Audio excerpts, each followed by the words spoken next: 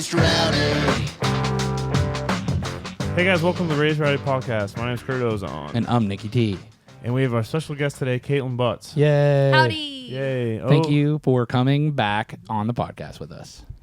Oh my God, I forgot I was already on this. Well, Yeah. honestly, one of my favorite episodes. We talked about a bunch of nonsense. Feet a lot. I remember. Wait, I don't even remember. Well, we do. It was at my house. Yeah. That's Was that whenever I sang What Else Can She Do? And Yep. Okay.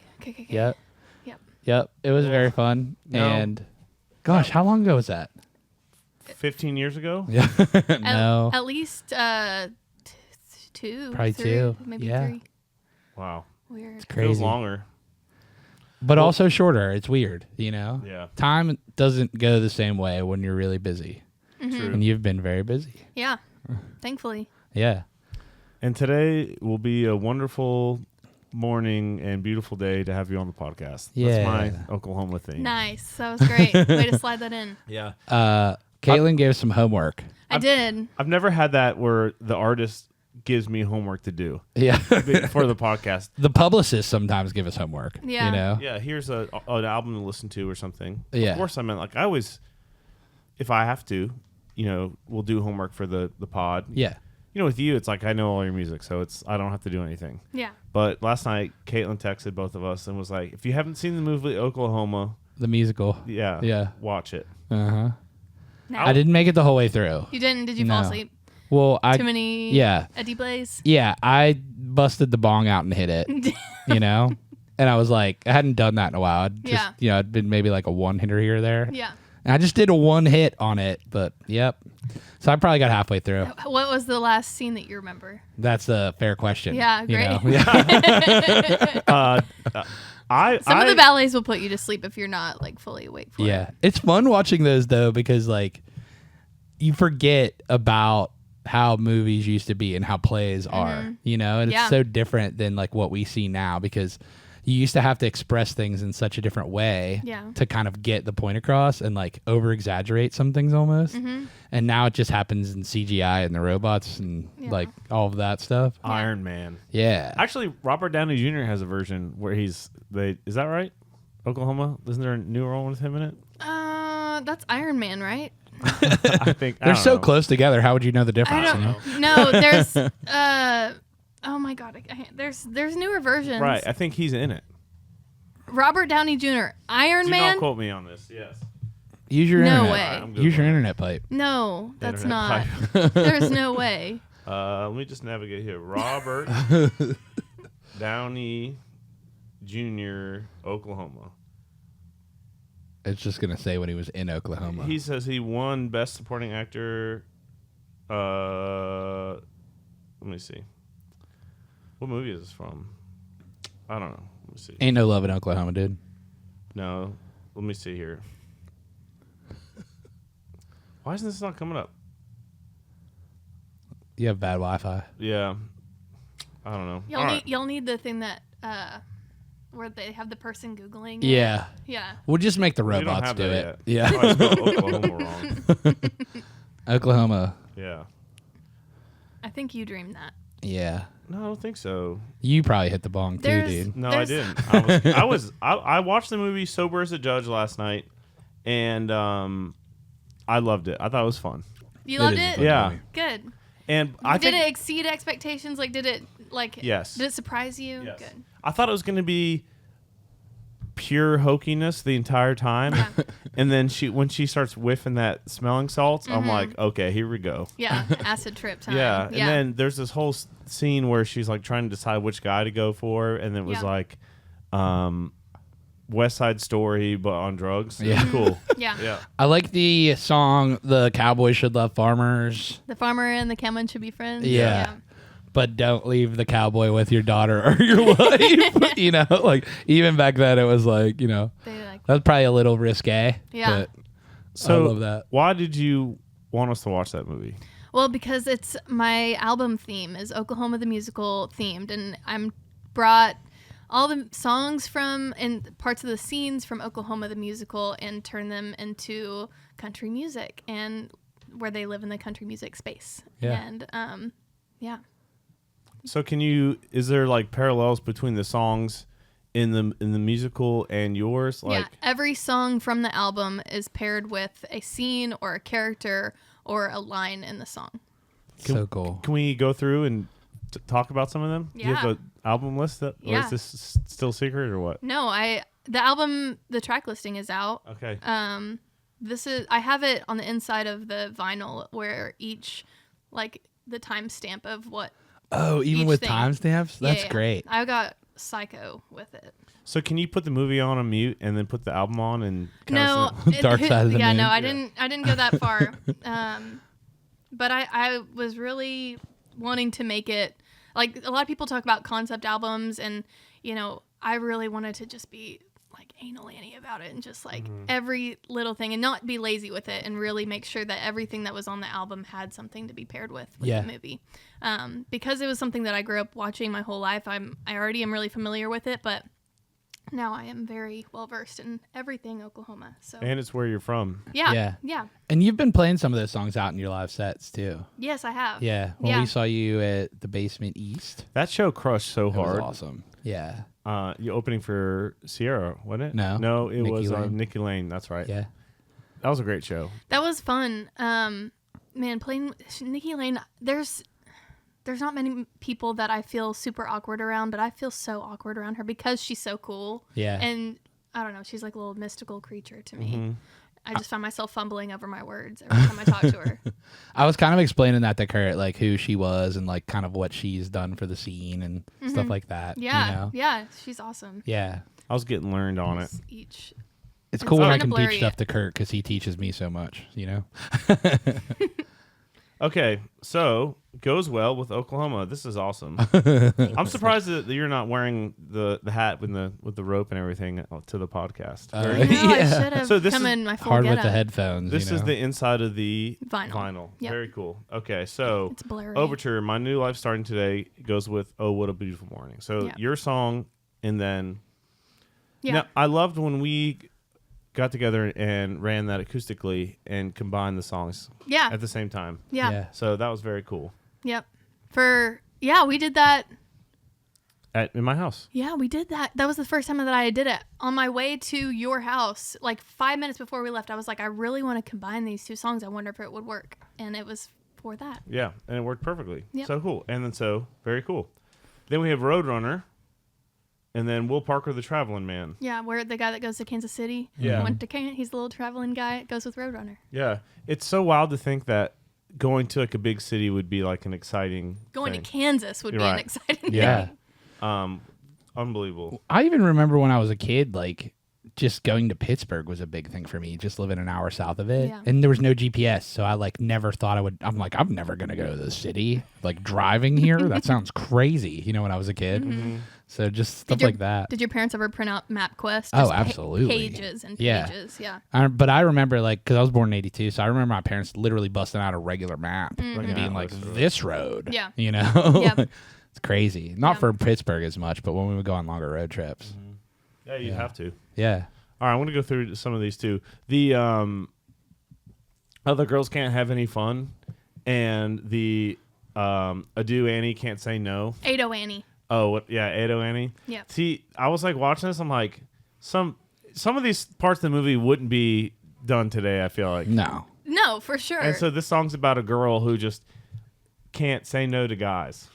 She just loves whatever guy she's around. Yeah. Like, is just around her and that's talking purdy to her. Yeah. Yeah. And says her lips are like cherries and she smells of roses or whatever. Yeah. She just can't. And help then the girl's like, oh, which guy's your favorite? She's like, whichever one I'm with at the Yeah. time. Yep. Classic.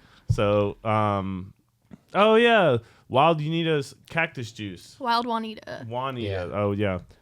The Peddler Man. Okay, so I guess I can see the parallel there. The Yeah. guy that is the He sells her the smelling salts. the medicine show and all kind the of vibe. elixirs and Wild Juanita's the peddler woman. Yeah. So I don't remember. Let's see. Many New Day. What song was that? I don't Many remember. a new day will please my eye. Never a new love will find me. It's where they're all in the corsets doing. And Oh, yeah, They're all and- getting and- dressed. yeah. Yeah. She's like that. I will never cry over a man. That kind of. Mm-hmm. Yeah. Okay. That doesn't love me. I love this. I mean, this is so cool, and it's like So how do you recommend people enjoy this album with the movie? Or is it just kind of a thing where it's like watch the movie and then go back and listen to it? Or I think it's better to listen to the songs and become familiar with the songs and then watch the movie, because I kind of tested it out different ways to show people the movie and then show them the album. And it didn't always like click, but whenever my band we were in the studio recording, they were familiar with the songs. I knew it. And as we watched the movie, I was like, hey, that part goes with that song. And it like fully clicked with them. So I think listening to the whole album, hopefully it's able to stand on its own without, the connection. And then go and watch the movie and try to pair it with it. That's kind of cool. Yeah. I feel like you could do that fun in social media content too. Yeah. Where you like show a clip from the movie Yeah. and then you have like your song playing or any like visualizer you have for that. I've done every single song except for a couple that we haven't finished yet because we have a month off and we've got the time. But every song we've done like the Spotify canvas that is trying to frame it like the same scene as the movie. So I can show you some of those too. Oh, that's cool. Yeah. How long have you been working on this project? The idea came to me in 2020. Yeah. Cleto and I were sitting, my mom and I didn't have anything to do. We lived in Ardmore, Oklahoma with her, which as an engaged couple is just like not ideal. Is moving home with your mom in pandemic. And Cleto told me that we were just doing movie theme nights. So like one night or for 2 nights in a row, we'd watch all Robert Downey Jr.'s movies, and then we'd take one character from that movie and then we'd go watch all of their movies. Oh. And so the theme, Cleto had mistakenly said he had never seen musicals. His family didn't really watch them growing up. And as a girl that grew up doing musical theater, I was like, okay, tonight's the night. We're gonna go watch musical theater. So we started with Chicago, which is like I think truly my favorite one. Love Murdered Man. Love it. I can tell from your writing. Love it. And then he loved that. Really loved just everything about, because I was like, you're a musician. You can truly appreciate, at least appreciate what's going on with the stories, the scenes, the cinematography, and the music, and the songwriting. So then we went on to Oklahoma, and I'm like, this is cowboy themed. This is like everything that we love, like visually, everything we love. It's so we just watched that, and then it starts hitting me that I have songs that pair well with this movie. I had just written before I went home. Before we went and moved to Ardmore, I had just written a song called Spur, where the hook was, why do you give her the spur when you know she needs the reins? And there's the scene where Lori throws Judd out of his own wagon. Mm-hmm. And I was like, oh, that visual would be so cool, like, paired with that song. I'm sitting there thinking like, oh my God, I have Wild Juanita's cactus juice that could go with the Peddler Man. And then my brain just starts working on it. And then, years go by, I start writing to the movie and have old songs that somehow like correspond with a scene in the movie. Like Elsa, I wrote a long, long time ago in 2016.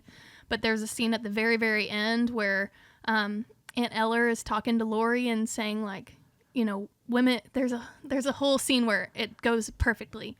And so it just all kind of happened in the coolest way and most organic way possible. But that's how it transpired. What am I looking up? I was about to look up something. I don't remember. I was going to show you the Spotify canvases. Yeah. I know there's been country concept albums before, but has anyone ever done anything like this that paired it with that? People will say we're in love. Okay, so we did. Mm-hmm. That's one scene. I thought about the two of y'all during this movie. Oh, when they're picking the peaches and singing together? Yeah. So I actually had to, this is not a peach tree, but I made it a peach tree, and it's pluckable from the tree. I stuck a kebab stick into one side, tied it, made it kind of like in the shape of an IUD, and then put a string around it. So then like then you could pull it from the tree, tied it to the tree, pulled it off. Uh-huh. So you can see it where you can't really tell at all though. Look at that. Movie magic there. Movie magic. Nando was like following me around a Walmart, and he was like, I know you have a vision, so I'm just going to let you do what you want. Yeah, fair. Okay, then I have a song And Nando's Judd. Nando's Judd. Oh my God, that's unbelievable. Look at this movie magic right here. We have the fire at the very end, and now we are on the hay bale burning to death. That looks just like the movie. Right? That's super kind cool. Of. Yeah. I mean, the movie itself wasn't like, it's like, what, in the 50s? So it wasn't like there's crazy production. Yeah, like there is now in movies. Yeah. Well, and it's very, musical theatery, right? Like the movies were more back then, but it was even like a little additional, because it was a play. Yeah. Super cool. Yeah. So the inside of the vinyl has all this written down for anyone that wants to check it out, which I think is so cool because nowadays you don't really get any of that extra stuff when you get music. Like there's no show poster in there. Yeah.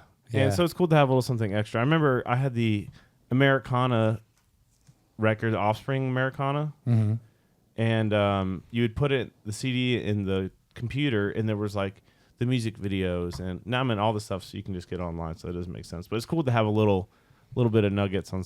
Gives you a reason to get the physical copy. I feel like. Yeah. I mean, I'm definitely gonna be posting, where the scenes go and probably that graphic. But I think having it physical, I get to sign all of the vinyls tomorrow, so I'll get to see it in person. Great. But it's so much more gratifying. I feel like to have the actual physical thing. Are those for sale? Vinyls? Yeah, those are sale. Those are live? for sale right now. They have I have Bang Bang Red or I think it's Golden Sunrise or something like that. Or we have the colors that go with like some of the songs. That's so cool. Yeah, that's awesome. Especially in nowadays where everyone's kind of releasing singles or little 3-song teasers or whatever. It's cool to see you put so much time and effort and energy into releasing an album that is just so well thought out. I think that it's why I don't know. Growing up doing musical theater, I loved the showmanship of it. I loved the costumes. I loved the thought that was put behind like the actual show and the production and everything. And I just feel like it's become a part of me. And I think that whenever you're not trying to, I saw it was an artist talking about how like these are just songs and there's no concept, and kind of like shitting on the idea of like people really trying to like sell their stuff. I was like, man, it must be nice to not have to like really sell your product. But I mean, it comes really naturally to me, and I love the extra effort and I love the songwriting part, but this part is like where I really like get excited, and that shows a whole like level of creativity that I don't think a lot of people I don't know. I just really love doing it a lot. I think it comes out in the live show too. Yeah. It's like you're talking about costuming. You were in the Marfa Alien era. Yeah. And so now we're like, you guys are all dressed in red. Suits. Yeah, spacesuits. And then what are y'all wearing now? We're wearing just like Western, just get up. But I really want to pull some of that like space feeling in there still, like some of that cosmic feel. But really like Western it up and be hokey and Barney. I was going to say more like the movie, but more modern. Yeah. Which is fun because you guys were all wearing the band they don't wear the same thing, but the same thing vibe. Yeah. It's like all red, and then some guys will have like a red jacket. Yeah. And then some will be like a red overalls or jumpsuit. Overalls. I hand dyed overalls for Lane the other day. Fiddle player. Yep, fiddle player. Shout out to your band because they are fucking awesome. They crushed the other night. Dude, they're so good. We played Railbird the other day, and we played the Opry with Robert Elkeen the other night, and I just watched videos afterwards, and I can't believe it. I don't ever get to really see how great they are until I like watch videos afterwards. I'm like, y'all are too good. It's really I would crumble and die without them. Jump off a bridge. But look at little Lane with his little, we call him the Care Bear. Aww. Redneck Care Bear. Show the camera over here. Look at that. Aww. Yep. Handsome. Yeah, Snake Farm Creative made these little bandanas and my outfit and Lane's little thing. Snake Farm. They also did Reed's outfit with Zach. Yep. Same. The oversized jacket. Yeah, she did that. I know, it's always so funny. It's like seeing like Morgan's guys all wear like mechanic suits, and I've always thought like, I would do it. It's like I kind of like not having to have a uniform, but when I see that I'm like, that's got to be pretty fun. It feels like a unit. Like I mean, most of the time they have a lot of freedom, but on those bigger shows, it is fun to like kind of have like a little special fit. Yeah. I remember the first time we did it, they were really nervous because they all had white jumpsuits. I just gave them these big Dickies white jumpsuits and had the same hearts on them, and they were like, you could tell they were kind of like, I don't know, I don't really want to do this. Like, it feels weird. And I was like, just trust me. Like, by the time you're done playing with the show, like, you're gonna love these outfits. And they got off stage and they were all just like, it was so cute. They were just so proud that lay warm the whole rest of the night. So. Yeah.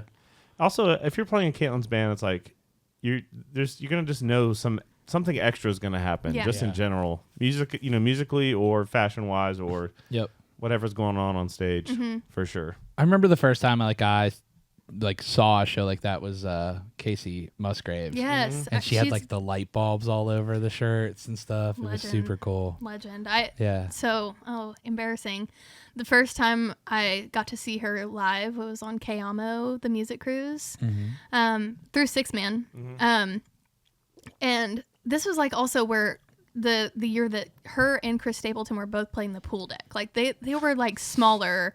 They were not like arena level. And I was so just excited to be around her. I love her so much. And but also Nikki Lane was on the cruise. And I remember someone saying that Nikki Lane gives prison tats, and that ruminated sat in my brain and came out at the wrong time. So Casey Musgraves is on stage, and she's like, after the show, I'm gonna go to the merch booth and y'all come say hi. So I create the line. I start the line starts here. Get behind me, and here she comes walking out with her little sparkle boots and her light up, everything.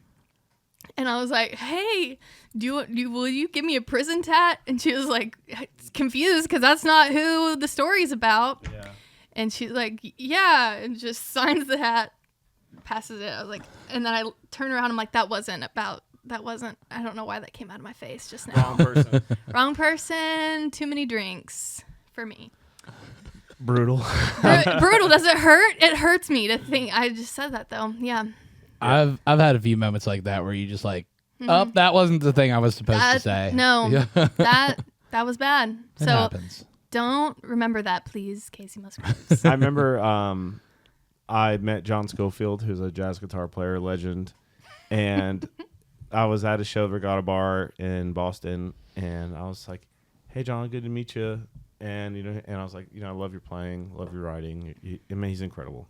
And gurned on a little bit, and he was like, I'm going to get some dinner. And I was like, oh, yeah, are you going to eat the hummus? It's really good. And he's like, I don't know, man. Like, all right, I'll see you later. I'm like, okay. You're like, cool. It hurts.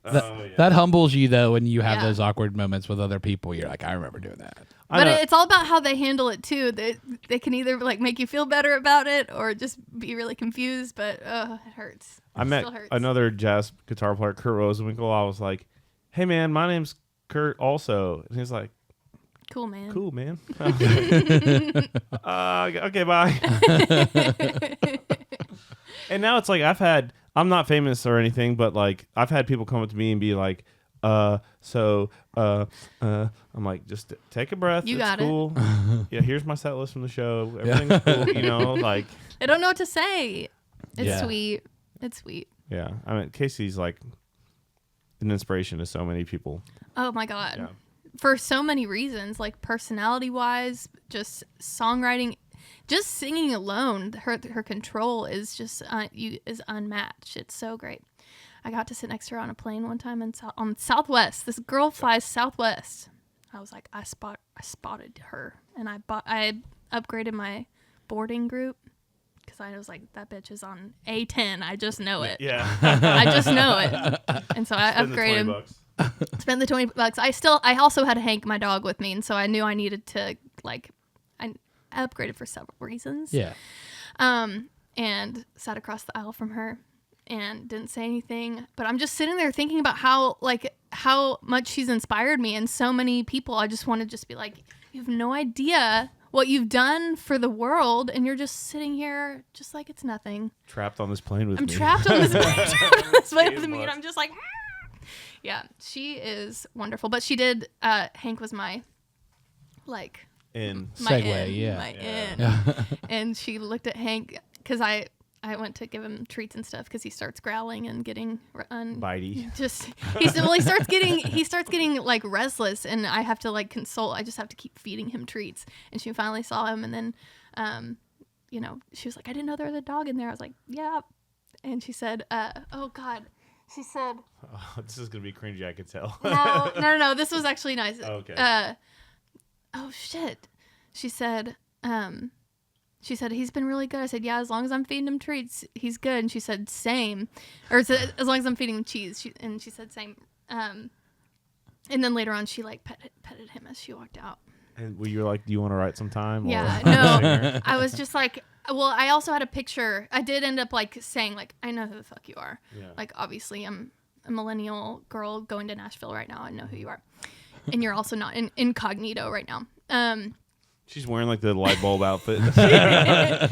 I showed her a picture of us at whenever Flatland played with her at an airport or an airplane hangar for a private party. We had all taken a picture together, and I was like, hey, recognize. Yeah. See you. And she was like, what is that from? Anyways, she's awesome. Love her very much. And then I texted Natalie Osborne, who's one of my friends, and I said, hey, just sat next to Casey on No Flight. And she was like, she is meeting up with me right now, and we're going to a SZA concert. And then they took a picture together and sent it to me. Yeah. SZA. Hell yeah, I love that. I know. I remember, it's so funny, you were talking about like the first time you came across her music, or first time I met her. I remember the first time I heard you sing ever is, well, I met you at Dylan's house, like when I was going to play with Flatland. I didn't know that you sang at all. Yeah. And then when I went and started playing with Flatland, we were sitting on the bus, and Nando, their photographer, played White River like on the thing. Everyone's just hanging out. And I was just like, holy shit. And I was like, what is this? I'm scared. Nando? I was like, no, this is awesome, because it's like your vocal on that's insane. And he's like, oh, it's Kaitlin's music. I'm like, I didn't even know she was a singer. And she's amazing. I actually just played White River. We were going up to a festival this weekend, and I was playing. I had two younger girls in Belmont still, and they were coming up with us to help us sell merch and stuff. And I was like, give them a little old man tutorial on music.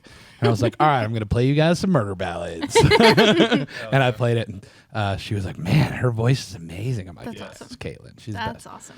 So I told her that you were going to be on the podcast. So shout out Cameron. Shout out. Yeah. Do you remember when Kaitlin sang at your round?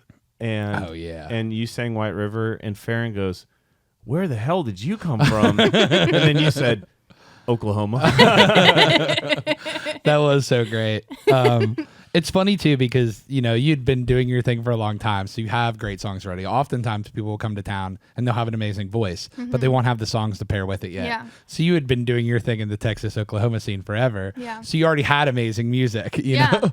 Yeah. I think I was encouraged to come here before I was ready to, and so many girls are. Like, my booking agent now, I remember calling him when I was 20 years old. I'd gotten his card from another William Morris agency person. It said, call Henry Glasscock, and he'll give you some advice. And his advice was, come to Nashville. When are you moving to Nashville? I was like, I was basically, my mom is inside. I go outside, talk to him on the phone. I'm like, I'm not going to Nashville. I don't need to go there yet. I'm not ready. Come back inside, and my mom's like, why did you say that? Like, he could have helped, he could have connected you. Like, why did you just like flat out say no? I was like, I just know that that's not my path. I don't know why. But then I, was gigging and then pulled down to Texas and just kept going. And I think people come here before they're ready, and they're not, they haven't developed the skills to like really hone in that crowd yet and write the songs or have the experiences. I mean, I was like 18 or 19 when I was told to move here. And you don't have enough life experiences other than maybe boys not liking you. But, since then. Preach it. Preach it. No, I think that's definitely the case. Plus, like, honestly, when you guys were, like, finally did move here, eventually, it was like the Oklahoma and Texas scene was fully embraced in Nashville. Like it was almost like a cheat code to be from there. Yeah. You know? Yeah. So honestly, perfect timing in my opinion. Yeah. You know? I always look at different artists, and we obviously talk to many artists a week on the pod. Each has their own origin story of how they ended up here and how it started working. And I look at Luke, and he became like the big fish in that small pond of living in Boone and building his fan base. And then when he came to Nashville, it's like, I've got this bargaining chip, you know? It's like, I can sell tickets, and I've got great songs and this like that. Mm-hmm. And every artist has their own different thing, you know? It's like, and I play on Bailey's records, and he was like, he just blew up immediately. And so there's different ways to skin a cat, you know? Yeah. I remember like playing with Michael Ray. It's like he was on not The Voice, but some show, and he was like the big cat in Orlando area, Eustis, Florida. So I think that there's a lot to be said for staying where you're from and living life and building that fan base and writing and honing your craft before you come here.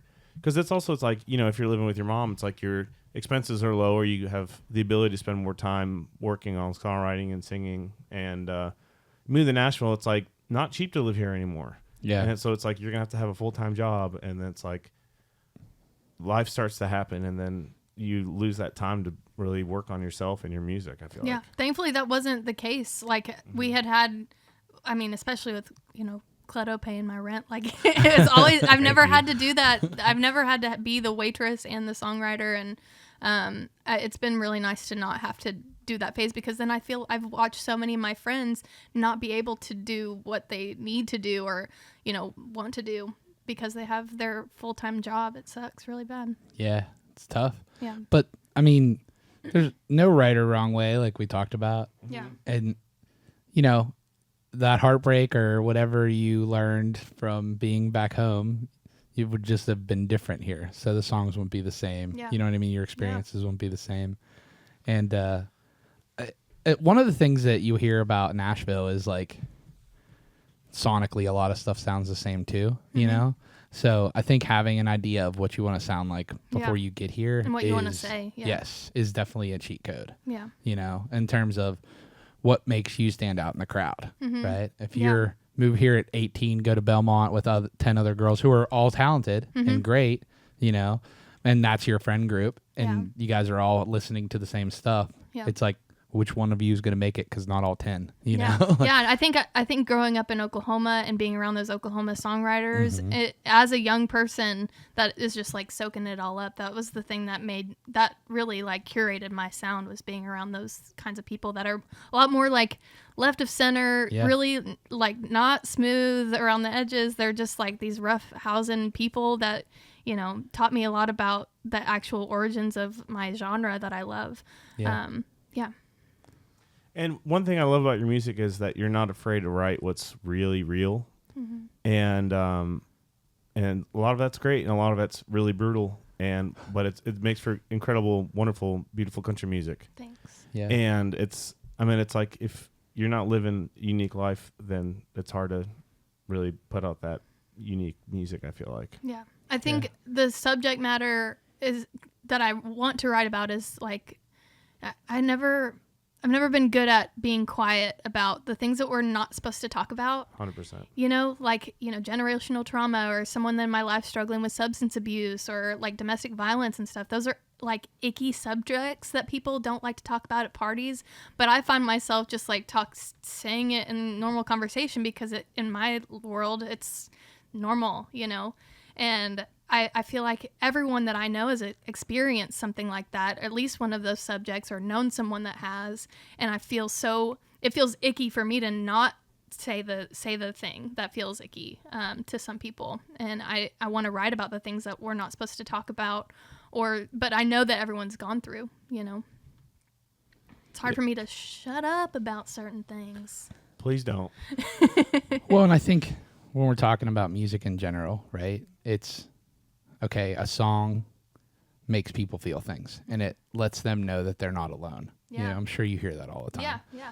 So talking about those tough subjects really does get not just more fans, but really means something to those fans. And that's what makes someone go from being someone that likes your music to someone that's like, in your corner, die hard, ride or die. Yeah, where you feel like you're talking to that one person, even though everyone's has some kind of relation to it. Like I find that with Blood a lot. Whenever I sing Blood, lots of people come up to me afterwards and said like, how did you know I just like cut off my dad? You know, how did you know to talk about that? But it's like everybody is dealing with it, but no one's talking about it. And that's what songs are for. Yeah. Yeah. And that's like you're saying, that might not be the easiest thing to have someone hear on radio, right? It might not score well, but it means so much to people. And, you know, in the history of music, that's always the stuff that you'd have B-sides, right? The stuff that meant the most to you is what you put on the record, and then you put them a couple of the singles that you could try to throw to radio too. But with current music not being as album driven, you kind of lose some of that. And I think your music has songs that sound like singles, but are also able to touch on the tough topics or things. Stuff. Yeah. I remember leaving that right with Angelina Presley writing that song. I mean, it was my second co-write ever, so I'm like nervous as hell. And we leave.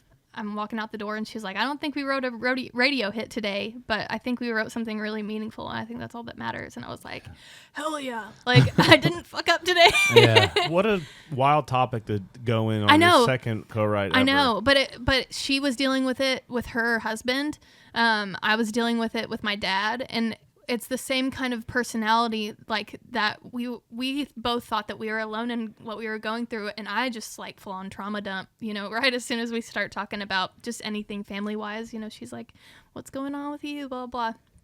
I'm like, well, my dad's a narcissist and an alcoholic, and she's like, well, I have, you know, similar experiences with narcissists, but it's something that we both felt like we were both alone in it, and how we didn't really like have anyone to talk about it, because a lot of people with, especially like family, you know, you're not supposed to cut people off, or, you know, you're supposed to have certain allowances for these people who are blood, you know, and we're just like, fuck that. Like, I want to call it out. And, it was such a meaningful write to me because it was so personal, and it felt like it was just like my experience, but to just go in and have someone that automatically knew what I was talking about with narcissists and learn stuff through her, and she would, you know, say, I hadn't thought about that before, things like that. But to go in and have such a personal subject that I thought was just for me, like, and where she automatically got it, it was so awesome. And to leave like with someone who I've looked up to forever, you know,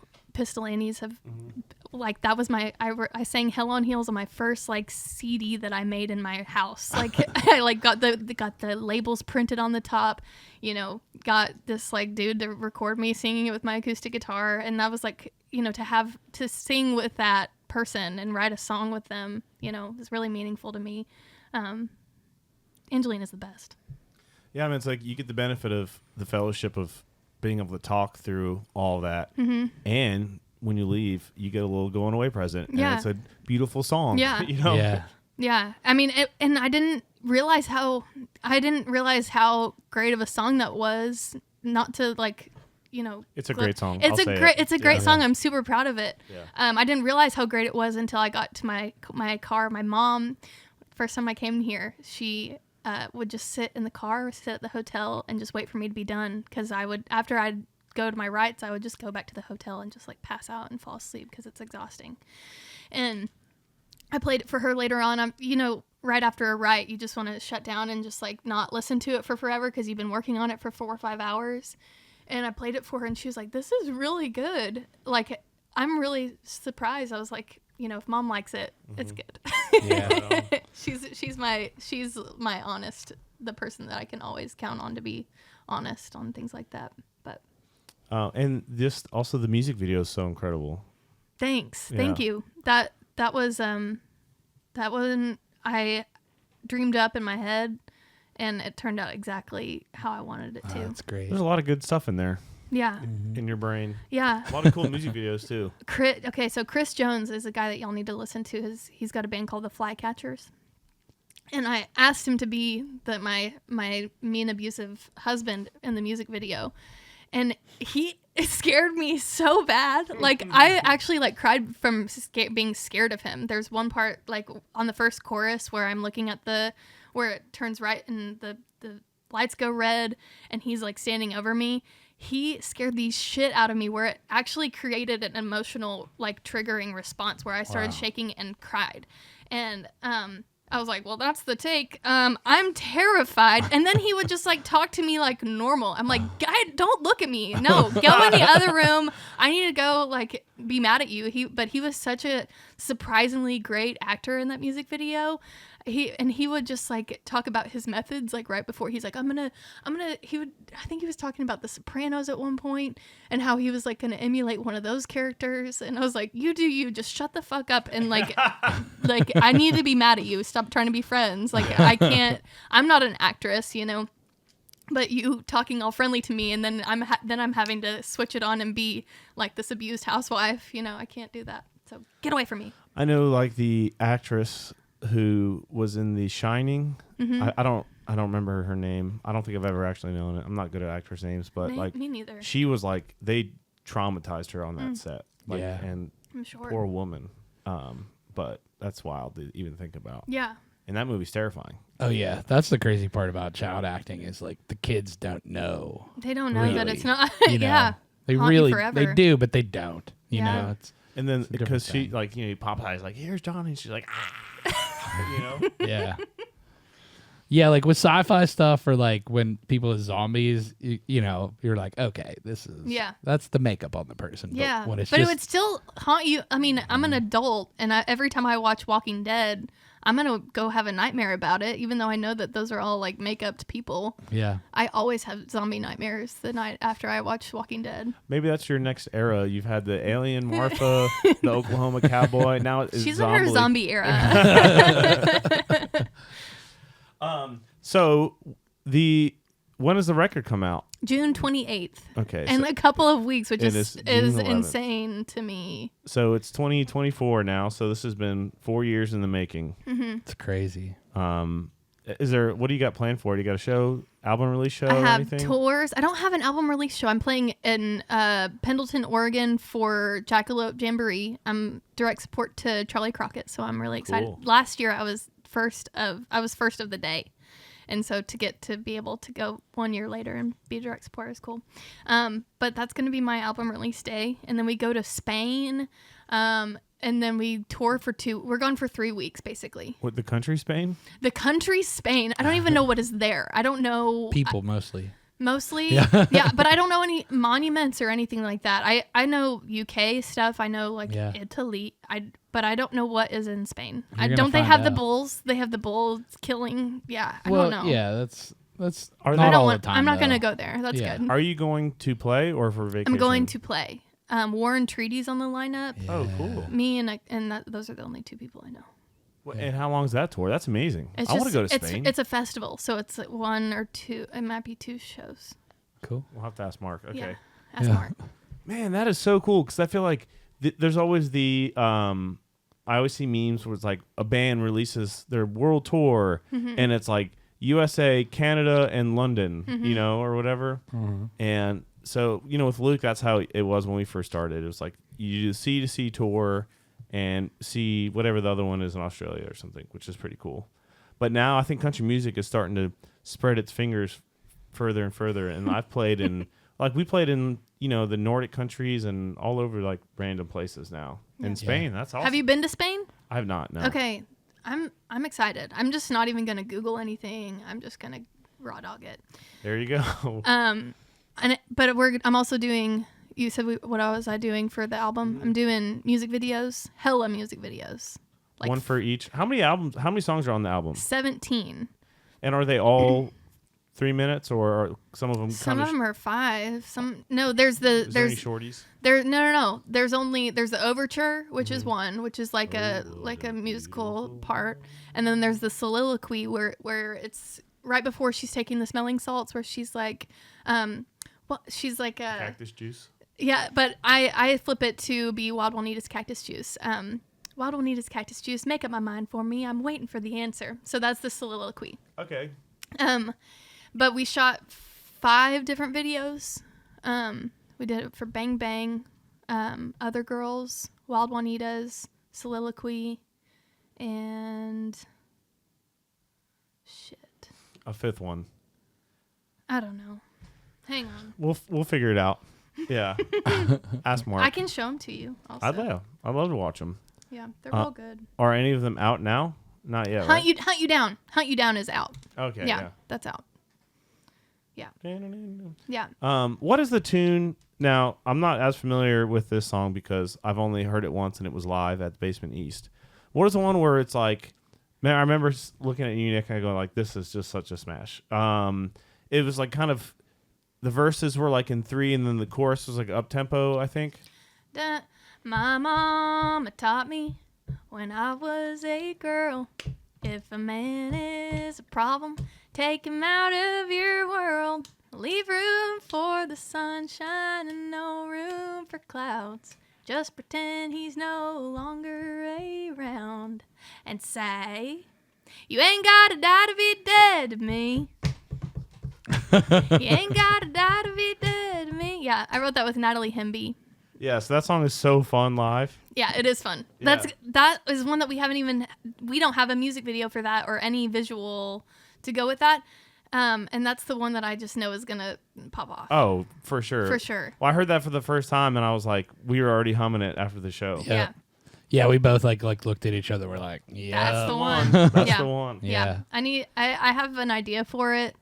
Have you seen Ooh, maybe it's like a zombie idea. Oh, maybe. They don't have to die. They're like half dead. Like a Western zombie. That could work. I'll take a third of that. Yeah. Speaking of zombies, are you going to be doing the Halloween show again? No, this year we're on tour so much we couldn't make the dates work. I want to. I also like went into the negative like so hard last year too, like over $1,000. Oh no! Yeah. We got paid $200, and I paid each drag queen like $300. Yeah. So, you might have to go to one drag queen instead of all of them. No, I need them all. If I'm gonna do it, I'm gonna do it right. And I really want to do it, but I can't do it this year. Well, I did my part by buying tickets and spending all the money at the bar. You did. Yeah, Colby and we tore it up that night. It was Juiced awesome. it up. Oh yeah. The best thing about y'all is that like y'all just like come. I don't have to like ask you to go. You guys just like pay attention and you see what's in town and you just like show up, and I'm like, oh my God, my friends come, That's one of the things that like I talk about when I'm like, listen, if it's a $15 ticket and there's still tickets available, I'm going to buy that ticket. Go. Yeah. And you're going to dress up in your giraffe Yeah. outfit. Yeah. But it's like, we know how hard it is to sell tickets, and we know in Nashville, everybody asks for all of them for free. Mm-hmm. So if we can support it now, if it's sold out or something, then I might hit you up, hey. But what's your guest list look like? Yeah. But it's like, if you can support, I mean, it's like, that's better than streaming it on Spotify in terms of getting you money, Yeah, and way better. Yeah. Yeah. Especially, if you're playing any shows with like Vince Gill or anything coming up and we get to hang out, that'd be cool too. Oh my God, that'd be really cool. Yeah. I didn't get to hang out with him for the recording. Obviously he did it, away from me. Mm-hmm. Tell us the story about that since we're on it. So I was playing the Grand Ole Opry. No big deal. No big deal. Just casual. Yeah. And I am singing my songs. I'm already nervous. Want to just like shrivel up and just curl up into a ball.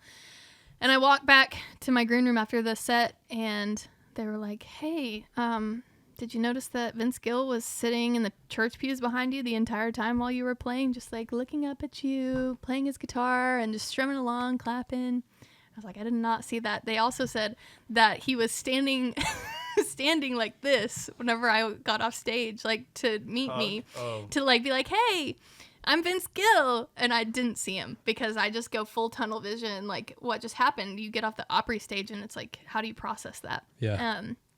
Didn't see him. It's really dark back there. Anyways, go watch his set. He goes and sings his beautiful, with his beautiful voice, "Go Rest High on That Mountain." Mm-hmm. Comes off stage, walks up to me, and it goes, "Hey, Kaitlin, I'm Vince. Give me a hug, Okie." I was like, what in the world? Talk for a minute. So cool. It's so cool. I mean, just like, to go from playing in front of the Opry and then just like, and walk right up to me. Bizarre. never could have dreamed that up. And then we start talking, and he said, we talk about Oklahoma, all this kind of stuff. And he said, I'm not that hard to get a hold of. So if you ever need me, just give me a call. Or he said, holler. He's going to give me a holler. And, I had the Oklahoma album. I'm like, I want to have Oklahoma artists on it. I need to have somebody. We tried Kristen Chenoweth, but we could not get a hold of her. I really wanted her to sing the soliloquy and do that, but I ended up singing opera instead. I have no idea who it is. Kristen Chenoweth is she was you might know her from Wicked, the musical. So you've probably seen her in different movies. Yeah. So she was Glinda in the original production of Wicked. That's where she got her like first start. But she's been in movies. But she's also from Oklahoma, and her close friends were my acting teacher and tap teacher growing up, and they went to college with her. So we tried to get her on the album, didn't get to her, but it's okay. I had to sing opera for it. And then my manager said, we should get Vince Gill. I mean, he told you like to let him know. And I had Come Rest Your Head on My Pillow. And I was like, how does that perfectly go with like Go Rest High on that? Like, how did that happen so organically? But he said yes. And for a minute, I didn't think it was going to happen because it was around Christmas time. And they said, once he gets home from being on tour with the Eagles, he'll send you in. So we sent him the lyric sheet, didn't hear back. Christmas is happening. Hey, he's, spending time with family. We're going to wait. And I was like, okay. Then he, I guess, gets sick and then goes back on tour with the Eagles. And I was like, I don't know. I'm just not even going to think about it. It's up to Jesus right now. I also can't tell anyone about this either. Because if I tell anyone, it's not going to happen for sure. Like, I can't tell anyone that Vince Gill's agreed to my thing and then it not happen. Kill me. And so, doesn't happen. And they emailed and said, hey, we don't think we're going to make your deadline for this. He wants to be on it, but for your deadline, we can't make it happen. I was like, fuck the deadline. Get him on it. Like, we don't care. Just tell them whenever he can do it. Even if we make it a bonus track later on, make a different version. And like within a couple of days, got a little voice memo in my inbox or a little track, and it was him. And I almost crashed my car. Well, I remember we were in your car. I forget why. We had left. We went to the neighborhood bar. By what's it called? Village Pub. So it was me, Kaitlin, Cleto, and Reed, I guess, were heading home from the bar, and Mom was driving, and we were going home to play Phase 10. Yeah, nice. And you said, "Hey, check this out. Play the song." You didn't tell me it was Vince, and I was like, "I said, guess who's singing?" Yeah, and I was like, "Is that Vince Gill?" And you were joking. You were like, "That's Vince Gill," and I was like, "Yeah, it is." And you were like, "No, it fucking isn't." Beard Kurt. Yeah, I hear it in my head right now. Yeah. You know it well. Yeah, he does. There's not much that I think could impress Reed, but he was pretty mind blown about that. Oh yeah, he loves Vince. He loves Vince Gill. We sang Vince Gill on the cruise, Captain Cruise this year. He sang it at karaoke after the ACM's party. Yeah. We got to play with Vince at CMA Fest last year, I think it was, and it was incredible. Listening to him sound check and hearing him sing, he's just such a talent. It's crazy. And so for the guitar solo, we were like, well, what are we going to do? And we're like, all right, you take it, Vince. And he's like, well, let's send it around a little bit. And Luke's like, Dustin, because, I'm playing steel. Dustin, you solo after Vince. And Dustin's like eyes were just bulging out of his head. But, dude, we played it, and Dustin crushed it. Like, he was hanging there right with Vince. I'm so proud of him. He did so great. And he was, I think the first time we ran it, he was like kind of nervous. And then he kind of was like, all right, I deserve to be here. This is my thing. Played great. And I remember asking our monitor guy, I'm like, hey, Zeus, does Vince have my steel guitar in his wedge? And he's like, yeah. I'm like, cool. Cool. That's awesome. I'm like, Vince Gill has heard me play music before. But that is always something that I feel like I have to tell myself too. Like, you belong here, you belong here, you belong here. There's like always that mental block of like just the anxiety that gets built up right before. But I always have to tell myself that same thing. Like, it's fine. You're good. You're safe. You're safe. You're safe. Don't be scared. Unbelievable. Well, I'm ready for this record to drop. Me too. Me too. Let's go. Drop it right now. No, I'm just kidding. Don't Have do you that. seen the music videos for it? Yeah. Pull some up. Let's shit. take a look. How many are you going to do you think? What do you mean? How many music videos for the album are you going to make? I have- real quick. Yeah. I have 5 so far, so I've got Are you going to do like one for... You're not going to do 17 music videos. no, but I did like Spotify canvases for each thing so that people compare it like when they look at Spotify. The other day I was in a Spotify meeting and I was like, the great thing about Spotify is I don't have to film full music videos to get my idea across. Yeah. Did you oh shit, I was going to say for each one it's just like you just go and cut. What is the like 7 seconds of footage. What is the song that the Rest Your Head on My Pillow pairs with The Oklahoma? dream sequence, like where she's like running through the clouds and being lifted up by him. And Oh yeah. Yeah, they're like, That makes sense. come rest your head on my pillow. Yeah. Well, let's see some clips here. Okay. You've probably seen the overture, right? I don't know. Have you seen Roadrunner, the music video? Well, can we see it now? Yeah. I don't know if I've seen it. I edited this. What do you mean? Like you were like in I was in, Premiere or? yeah. So Nando was my supervisor, and I basically directed and edited it, but he like definitely helped a lot. But he did say that I did steer the ship quite a bit. Yeah, I feel like you like to have your hands on all the aspects of it. I have control issues, Kurt. Yeah.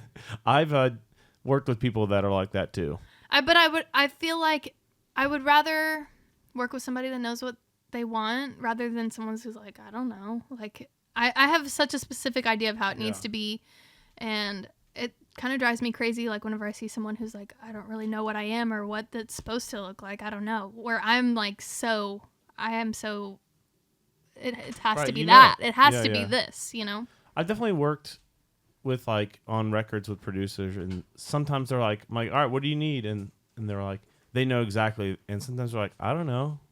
Mm-hmm. I don't know. I mean, you definitely have a vision for your art and the way it looks and the way it sounds and all your writing. And that's part of the reason you're such a unique artist. Thank you, Kurt. Yeah, of course. All right, let's watch some cinematography here. Do you have Wi-Fi here? Yeah. Let's do that. This has come up a few times. We need to get people on the Wi-Fi earlier. Is it Yeah. Well, there's a sign out there, but no one looks at it. We just bring them right in. Yeah. the studio guest? Yeah. Why don't you the private one? Because I have that and we can just share it. Hell yeah. It's this one? The one that says private. Second one. Oh. There you go. Oh, what a beautiful morning. Oh, what a beautiful Wi-Fi password. Oh, well, you can get on the guest one. The password's limitless, all small. Limitless. All small. Yeah. How'd the piss go? I mean, it felt great. Yeah. You know? Wait, for private it is limitless, or is it the other one? The other one. Oh, shit. Usually it sends. Hates me. Yeah, it has a little... How does the internet work? How do magnets work? I don't know. I don't know. All right. Well, while we wait on that, what else is going on? Record coming out. 17 music videos coming out. Touring. Going to Spain. Cleto's birthday is this week. What day? Saturday. What number is that? That is June, the 15th. June 15th. Him and Parker McCollum have the same birthday. That's wild. Texas They're royalty. both little two-faced Geminis. Also, that's not the correct password. Do it, Nick. Help me. So we've got this poster behind here. Why don't you pull that over here and let's talk about that while we wait for the internet. Yay. This is your first. This is my first show with Flatland Cavalry ever.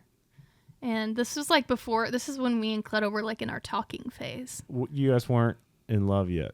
We were like flirting and kissing and stuff. Okay, cool. And stuff. Okay. And and stuff. It was on the it was on the down low that we were just like dating it all. Gotcha. But there was definitely like chemistry and stuff. I think I heard the story. Tell me if this is right. That he had written Life Where We Work Out, and someone said that it should be a duet. Yeah, to make it less sad. Right. And I mean, it's funny to say Flatland being less sad, but they were in the van and heard you on the radio, and it was like, that's the voice. Mm-hmm. Well, it kind of happened yes, like that's what happened. Flip it around. Okay, so he heard you and was like, what if it was a duet? So he had heard my voice on the radio, woke up Johnny, told him to Shazam my name because he hadn't heard my voice before. Mm-hmm. And then a couple weeks later, he showed the song to a friend, Alex, and he said, you need to make that a duet. It's too sad. And Cleto immediately thought of Butts. I love it. We had an artist in here last week, 2 weeks ago, 18 or 19-year-old kid.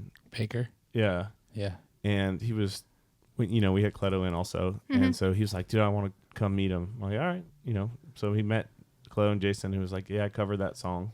Yeah. Which is cool. That's cool. Yep. That's almost 10 years ago, 8 years ago. Yeah, we've been together for almost 9 years. At the end of this year, we'll be together for 9 years. That's longer than I've liked anyone ever. Yeah. Except Cleto. Except for my mom. Yeah. That's it. Nick and I have been friends for not that long, probably. Not 9 years. Yeah. What, 20... When? I don't know. Well, maybe like 2018? Yeah. Something like that. We should have a 10-year friendship party if we live that long. You should. Like Schmidt from New Girl. Sure. Okay. You haven't seen it. Wait, let's not wait that long. We should just have it today. Yeah. We'll just do it every time we smoke a cigar. Yes. Yeah. Okay. How do you want to do that? I don't know, just roll it. Roll that beautiful country footage. So I directed and edited this. It was many days of me crying and video editing is not my favorite. Oh, it's not fun. But when it's done, it feels satisfying. Anyways, here it is. Should we hold a microphone to it? Yeah, sure. Here. Oh, yeah, there you go. Can you see that? Yes. Oh, yeah.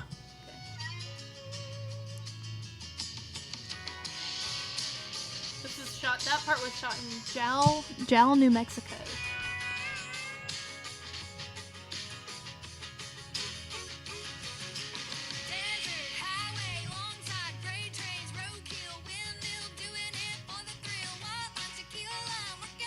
Yeah. Look at that shit. Bullshit.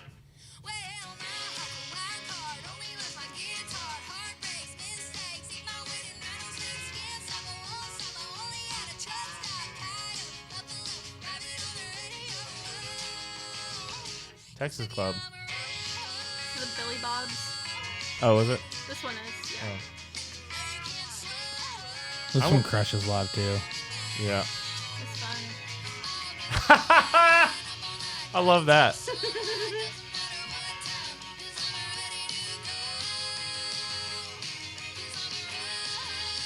They're so cute. Mm-hmm. Here comes a fist fight. Ooh.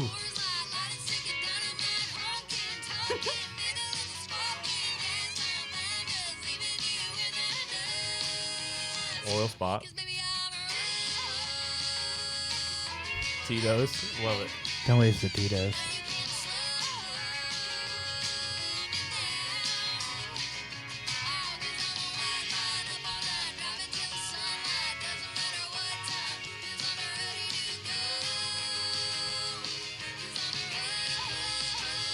Changing in the back of the Yeah. van.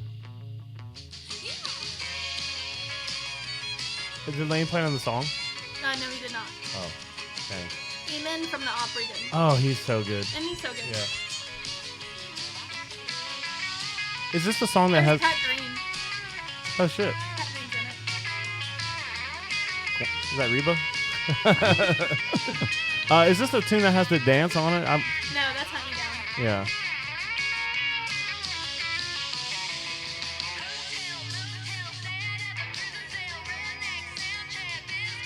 Ah!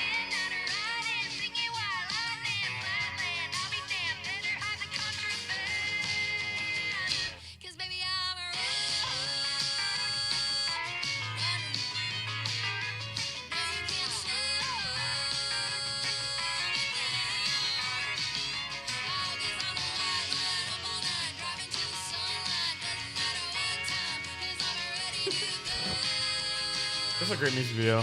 Thank you.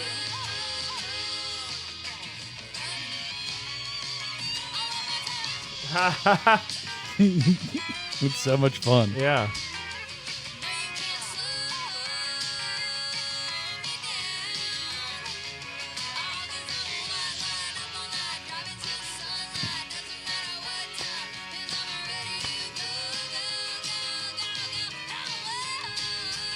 Cowgirl shit right there. Right? Yeah.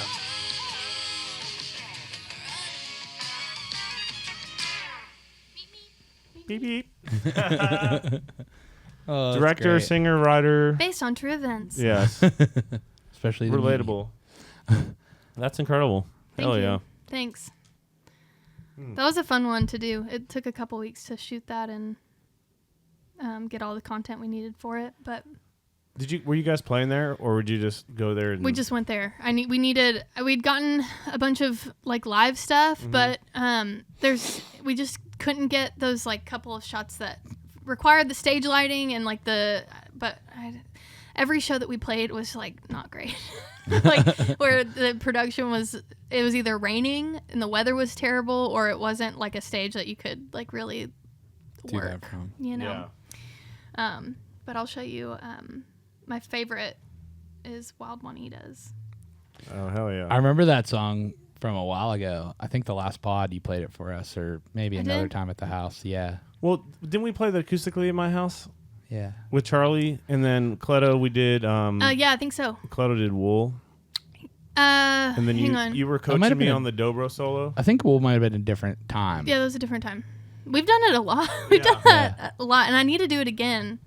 All right, Anyways. call Charlie up. Okay, Charlie. Well, hang on. Let me show you the overture. That I don't know. Yes. Have you seen that one? No. Okay. Let's see. Let me pull it up on YouTube instead. So this was like my coming out party for the album. Oh, I was like, what?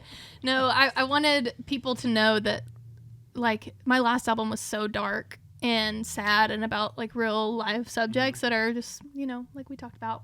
And that was like the nighttime album, and I wanted people to know that this was like the morning, you know, what a beautiful morning. Mm-hmm. And so I combined, you know, It Won't Always Be This Way with Oh, What a Beautiful Morning. It won't always be this way. Well, where is it? We just need to get a computer on this at some point. Yeah. Budget. Oh, that's cool with the strings. Yeah. Na, na, na, na, na. So this is like a movie trailer, basically. Mm-hmm. Me and a host. Yeah. Cowgirl shit. Those are fake clouds too. What do you mean? The video guy edited them in. Don't they look real? Yeah. Holy Isn't that cow. crazy? Wait for it. Mhm. It's gonna give you a teaser here in a second.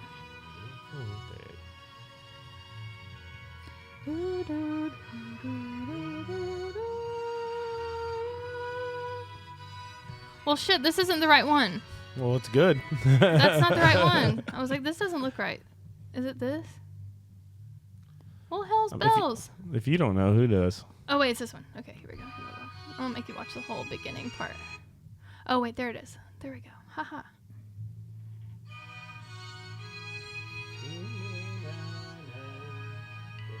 Her new life starts today. 'Cause my new life starts today. It won't always be this way. And I've got a beautiful feeling. Something is coming your way. Fake clouds host. Is that a real horse, though? That is a real horse. Is that a real cowgirl? Oh, no. But she plays She is one on also TV. a fucking farce.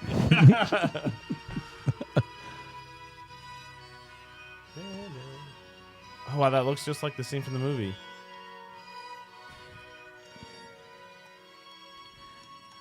This is the album announcement, basically. Okay. So it's like teasing the other music videos. Right. Yeah. I recognize that red scene because it was just like the dream sequence when she sniffs that. Yeah. Yeah, cool. Okay, so. I'm all in on the Kaitlin Butts lore now. Yeah. You know what I mean? Like, I know it all. I need you to keep doing that. Okay. being all in on it. Yeah. Okay, here's Other Girls. This goes with Ado Annie. Why is it not working? Ado Annie says, "Other girls are coy and hard to catch, but other girls ain't having any fun." I was like, you better work, bitch. Hell yeah. And I loved it. Sassy. But then I combined like that line and made it like in today's world how it'd be like sexier and like a little sluttier. Mm-hmm. And then live in the country music world. But and then I wanted it to go into that dream sequence where Judd is like, it's like that like saloon, the saloon girls are hanging out, you know? Yeah. You didn't make it to this part, so you won't. Judd is scary in the movie. Oh, he's scary. Yeah. He's gross. Yeah. He's a pig. I hate him.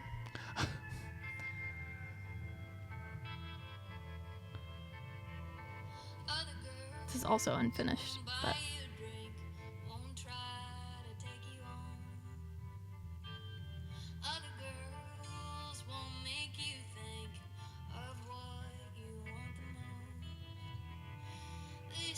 can you hear it? Girls don't act like this, that a drink is just enough. They say other girls don't act like this, oh, but other girls ain't having any fun. Hell yeah. You like that? Oh yeah, it's great. It looks amazing. It's still dark. Other girls would bat their eyes, want you to make a move. Honey, They had all these I was dancers. gonna say the budget on this one's a lot bigger. Oh yeah. Oh yeah. The other one was homespun as Right. shit. These ones are like actual productions Yeah. and This actual is fucking incredible. actual movie people. Yeah, this looks amazing. Crazy. I can't wait to show you Juanita's because it's my favorite. don't act like this, oh, but other girls ain't having any fun.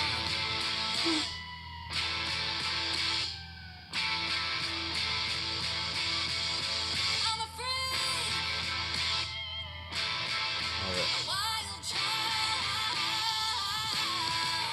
What you don't see, I know you wanna see. Letting your theater kid out, you know? Right? Got to get the costumes, Yeah. the dancers, the lights, the backdrop. That backdrop was like 100 feet long.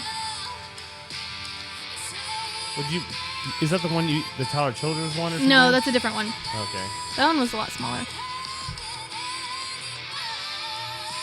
The choreographer, his name is Noel Bajandas. He did the choreography for La La Land Oh, and cool. Dancing with the Stars. He's really fabulous. Where did you guys film this? LA. Okay. Man, that's awesome. Wait for this fire part. It's pretty dope. It's fake fire, but it's cool. I like the chandelier with the flames from the movie. Kind Yeah, of yeah, thing. yeah, yeah. Dude, you really did watch it. Yeah, hell yeah.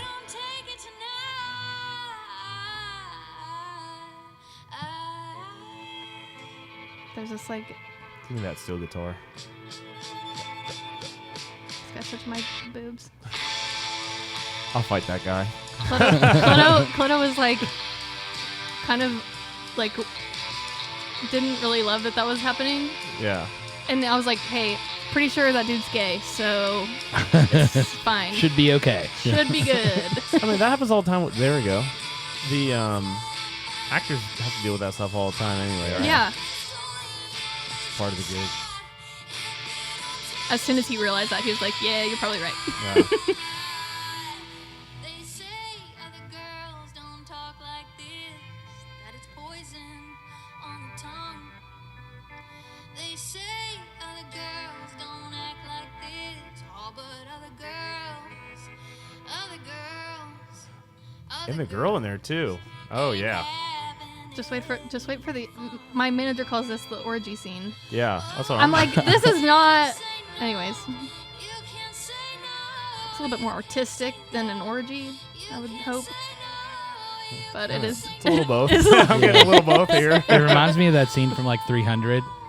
Those kind of an Oh orgy yeah, scene. yeah, yeah. Is this video out now or no? No, it's not. Oh, okay. This is Sneak like preview. Peaks. definitely sneak peek. This. Damn, we're getting all the exclusive content here. Mhm. Yeah, I could see it now. Our clickbait title is Kaitlin Butts leaks orgy footage. No, but I mean, Nope. that's why all this stuff has been so hard to keep. Like, as soon as you get around me, I can't keep a secret. But the Vince Gill thing, I was like, how do I not tell anyone? Because if I tell anyone, it's not going to happen. Yeah. But I have tangible things to show people now. Yeah. This one is so.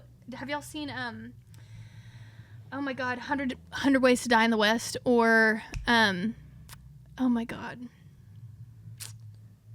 No. what's the? I have seen Oklahoma though. Hang on, it's on Netflix right now, and it's so funny. There's also a show when a cowboy loses his spurs for wings. You remember that? Mm-mm. It won a Grammy. Hang on. This is a different genre than I watch. Cowboy. Nick and I watch like Battlestar Galactica. It's from. I mean, Willie Nelson wrote it. Okay. Ballad of Buster Scruggs. Have you heard it? I have seen that. Okay, you have. Yeah. Okay, so it's these music videos. I feel like give off that same feel. Sure. Yeah, I mean that's kind of your aesthetic right now. Same set. Like we shot these on. They shot Django, Westworld, Holes. Damn, that's like famous people shit, huh? It's famous. Oh, Once Upon a Time in Hollywood. Yeah. Same set. Will you remember us when you're famous, or? That's okay. You I'll don't try. Have to. You don't have to. I'm just kidding. Okay, here's Juanita's. Is that Amen again on the fiddle? Do you remember? Yes. Yeah, he did. I think I remember him. Yeah, that is Amen. He is so good Yeah, he's great. and just like so polite and sweet. Okay, here we go. Bring it a little closer to that mic for me. There you go.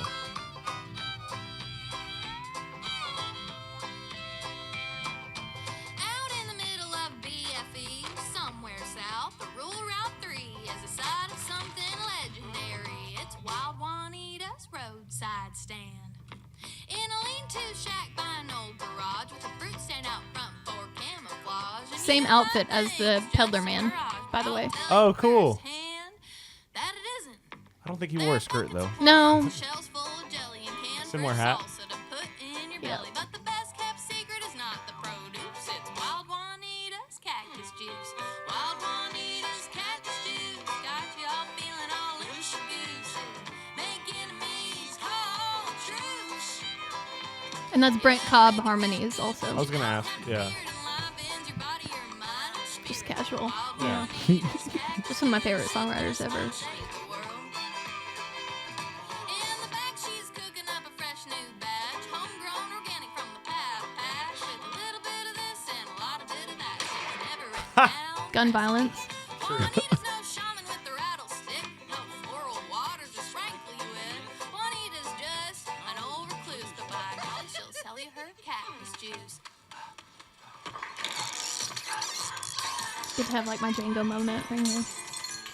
When you get hooked up, maybe Surfside could release a cactus juice. I would love that. We're trying to find somebody. Yeah. Wild Juanita's cactus juice got you all feeling all loose goose. Smash. A man being thrown from the ceiling. Call a truce. It'll make you feel good, but you don't have to fear it. Enlivens your body, your mind, and spirit. Wild Juanita's cactus juice, it just might save the world. Makes everybody in a good mood. Yeah, he went from fighting to loving. Yeah. This makes me want to drink right now. I know, right? What time is it? It's at least noon. Yeah. It's noon in June, which means you can drink. There you go. If it rhymes, that means Yeah, that's what it it's means. times. You can chug it from a jug or sip it through a straw. It'll make you see things that you never saw. It might even make you like your mother-in-law. It just might save the world. Wild Juanita's cactus juice I love this video. It's so good. make enemies, call a truce. It'll open your mind, but you don't have to fear it. Enlivens your body, your mind, and spirit. Wild Juanita's cactus juice, it just might save the You're gonna love the end of it too. It's great. Well, Wild Juanita's cactus juice, it just might save the world. Wait for it. Wait for it. Aw. It's Cleto. Yeah, he's all strung out on the juice. He's fed up. Was he one of the dancers? He was just sitting at the table drinking. Been there. Yep. With Cleto. Yeah, literally. Well, I'm officially super hyped for this album to come out. Same. Thank you for being here with us. Absolutely. Thanks for. I mean, I kind of invited myself here, but thanks for emailed Mark me. and it just went to the spam folder or something. Yeah, and I was like, "Hey, I want to be on this podcast. Y'all should talk." Yeah. Immediately, and right we now. fixed it. Yeah. I was trying to get you before the cruise that y'all did in April. Oh yeah. So like way long ago. Well, after the Basement East show, I'm like, we gotta have this girl on again. Yeah. And but no, I'm glad that now we have music videos to show, so it worked out for the better. Yeah, it did. Yeah. Well, before we sign off here, is there anything else that we need to cover? Nope. Okay. All right. Well, everyone go and listen to Kaitlin Butts' music that's out. And watch the music videos whenever they're released. Yeah. So Roadrunner video is out now. And Hunt You Down music video is out now. Mm-hmm. And the Overture is out. And there's like several more to come. Okay. Nick and I are going to work on the dance. Yeah. Eventually. Yeah. I just want some of that cactus juice, honestly. Yeah, same. Honestly, need to find the right recipe. Yeah. We'll just take some of this delicious Surfside, put some green food coloring in it. But for real, thank you so much for being here. And I know like last time we got you on the pod, it was kind of like you were still kind of new to Nash. Yeah. So now to see all of the fun stuff and, you know, all the growth in your music and honestly stage production and everything, it's been beautiful to watch. Thank you. That means a lot. Yeah. We love you, KB. Love well, let me sign off here and saying that my name is Kurt Ozan. And I'm Nick D. And we'll see you on the front row. Thank you. At a Kaitlin Butts show. Yeah.